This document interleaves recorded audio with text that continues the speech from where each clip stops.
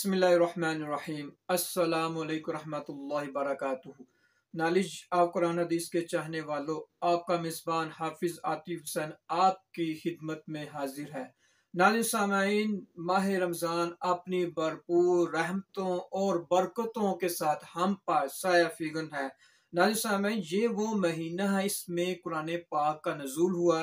क्यों ना आज हम उस हस्ती की बात करें जिनके कल्ब अतहर पर कुरान पाक का नज़ूल हुआ। हजरत अबू ज़ैद रज़ी अल्लाह तआला अन्हु फरमाते हैं कि आका अलैहिस्सलाम ने अपना मुबारक हाथ मेरे चेहरे पर फेरा और मेरे लिए दुआ फरमाई।